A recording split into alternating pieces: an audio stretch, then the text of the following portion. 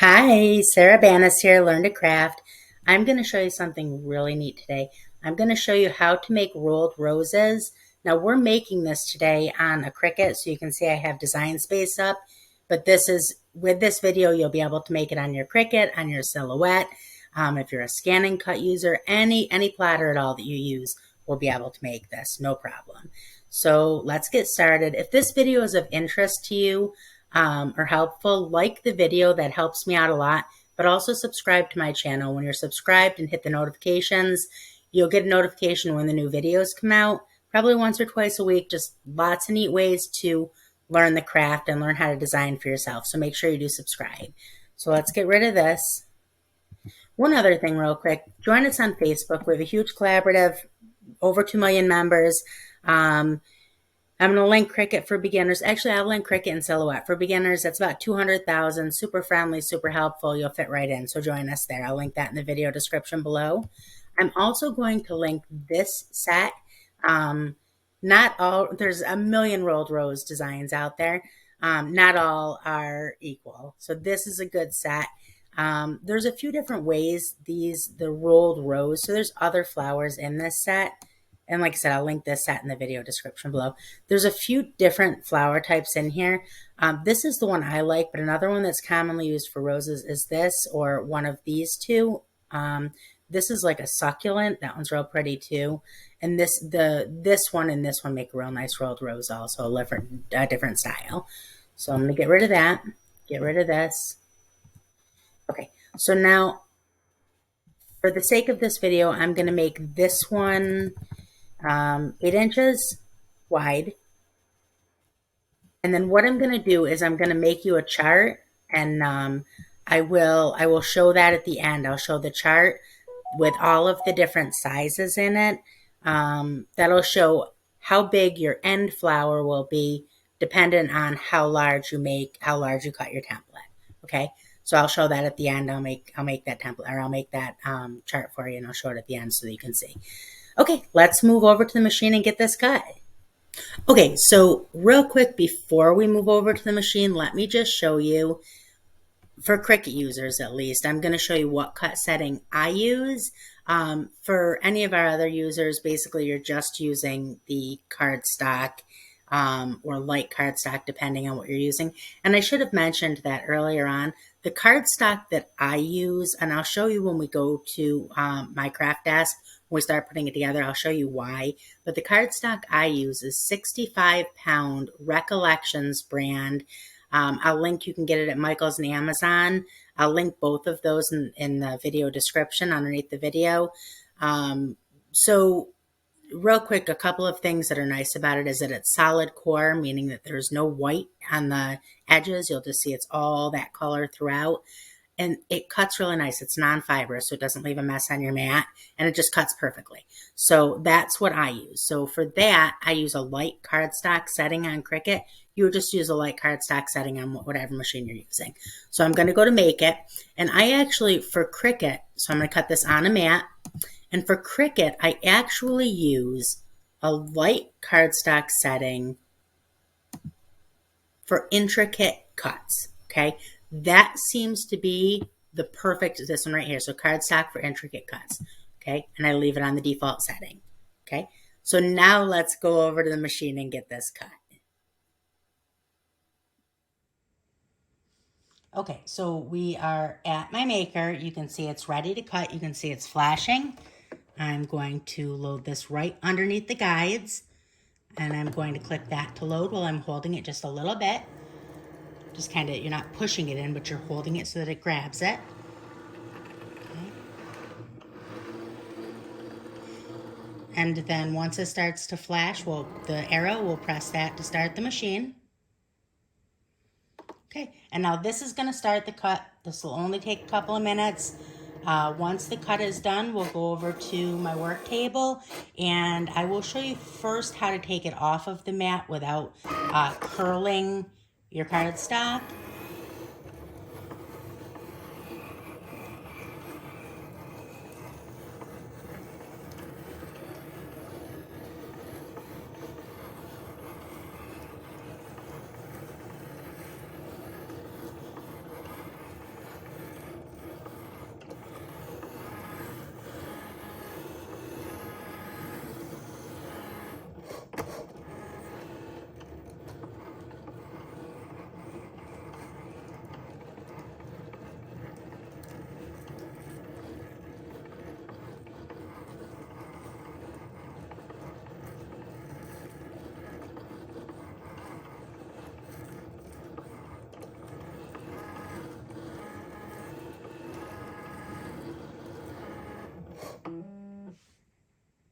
Okay, now it's all ready. I'm going to click that to unload the mat. And now we are going to move over to my craft table and get these made. Okay, so here we are at my craft table. Now I'm going to show you how to roll the rose, okay? It's incredibly simple. You're not going to need much. You're just going to need your cut cardstock. You're going to need a set of these, well, one of these, you don't need a whole set. I got these off of Amazon. I'll link them in the video description. These are just quilling tools. I think I paid $4 or $5 for the whole set. This is a must-have, okay? If you're using a corded hot glue gun still, do yourself a favor and get this. I was gonna go and I was gonna spend like $100 on one of those like super expensive cordless glue guns. I found this on Amazon. I think I paid $40 for it. And it is a game changer for crafting. I can't believe I went all these years without one. So, okay, so it's nice not to have it corded and have the cord to be tripping over. And this lasts, like the charge on it lasts a super, super long time. It gets nice and hot. It works perfectly. It doesn't like, I mean, it gets hot glue strings, they all do, but it's not bad on this one. But this is the thing about it that makes it amazing. When you put it down, you don't have to worry about it falling down. You're always like tripping over your hot glue gun. This, you don't have to. Put it down, you're done, you walk away. I love this. I'm going to link this one in the video description. Highly, highly recommend grabbing one. So I'm going to put a piece of paper down so that it doesn't drip on my table. Look at these little guys. I already made these cute little guys. How cute are those? So these are just little rolled roses. I'm going to make sizes 1 through 10 so that I'm going to make a size chart for you at the end so that I'll put after the video ends, it'll pop up. There'll be a size chart for you to see so you can easily know how big you have to cut it to how big your end result will be, okay? So, 1, 2, and 3, so cute. So, this one right here that we're working with, this one is a size, so this is, I think, 3 or 4 inches. I'll put it at the end. So I think this one's 4 inches. So you're gonna take your quilling tool, and the first thing that you're gonna do is you're gonna take, and I actually take this part of the quilling tool, like the end part. You can take a pencil if you don't have it, and you're gonna do as if, I got hot glue all over my nails. That's gonna drive me nuts. You're gonna do as if you are, like when you do wrapping paper, right? Or not wrapping paper, like ribbon, right? When you curl it. But I like to use this side because and then kind of go like that because it gives it a nice, and you gotta be careful you don't rip it, and you gotta be careful that you don't, mess up the ones before it. It's not difficult though. And then just kind of go around all of the edges. Something else that you can do, and I'll make another video on it. I didn't want to make this video super wordy. Something else you can do is you can ink the edges, and that makes it look like super realistic. And just so you know, you don't have to do this. This is just a step that I like to do because it really adds to what your end product looks like. It just makes it look more realistic. Oops. You gotta be careful when you're using the smaller one that you don't end up with like crinkles on it. But the smaller, the tiny little piece like I'm using here as opposed to like a pencil really does give it a more realistic kind of curl to it. You just gotta be careful when you're doing it that you're not like curling it like around, like cranking it. But so when you ink the edges, you use something like this, like one of these little makeup sponges. And then there's paper inking. Granger makes one. I'll link it in the video description. Tim Holtz makes them. And then you just kind of like with a brownish yellow, something close, a little bit darker than your cardstock, you just kind of ink just the very, very edges of it. And it gives it like this really pretty shaded look. It makes it look super realistic. So like I said, I'll make another video on that though for another time. I just want to show you the basics of how to make these. Let's go ahead and turn the hot glue gun on. See how quick this heats up too. just as a disclosure, I was already using this probably 10 minutes ago, so it's not heating all the way up from cold, but it does heat up very quickly.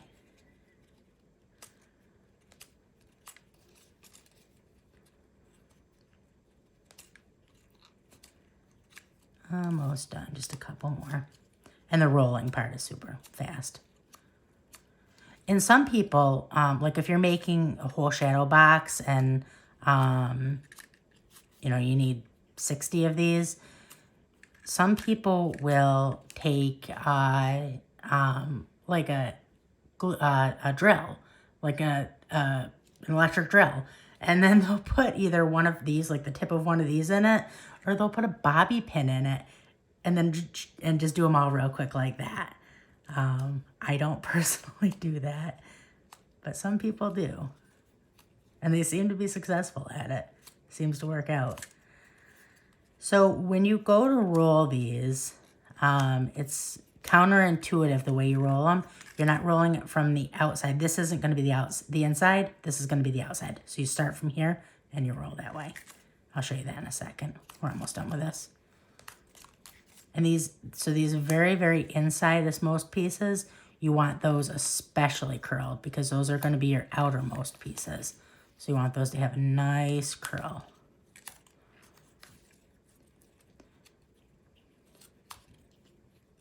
Okay, so now from the outside, slip this on there. See that I'm just kind of slipping that on there. Start the curl and then take your nail and flip that so that little innermost piece is nice and in there. Okay, and then roll, making sure, keep this bottom part straight. And if it's not perfectly straight, you can do that at the end too. You're not going to roll it too terribly tight because you don't want to do away with all of your curling work. And you don't want it too tight in the end anyways, because then it won't look realistic. But just kind of turn, and it'll come a little bit out of shape, just kind of like, you know, round it out as you're going.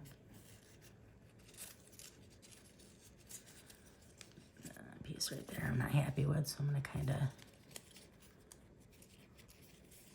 it's a little bit too curled, so it's a little bit wonky. And round it and go.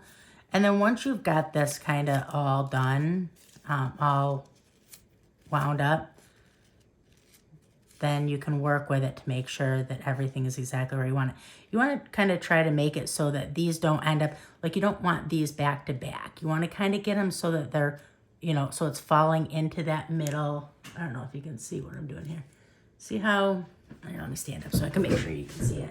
So you don't want these to go exactly like that. You want it to kind of go like that so that it looks more realistic the way an actual flower lies. But you can get more of that in the end. Once you have it all rolled up, we can kind of release it so that it goes exactly where you want it to go, right? So now take this off of here. But you don't want it to unfurl too much, right? So like maybe like about there.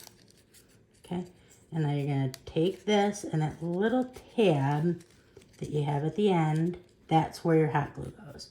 Okay, so kind of turn that down. Put your hot glue on there. Oops, get it all the way to the edge if you can, without making too big of a mess.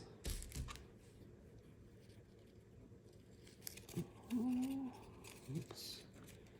Unrolled a little bit more than I wanted it to. And you don't have a terrible lot of time to work with this. So if it starts to unroll on you, you need to roll that back up fairly quickly.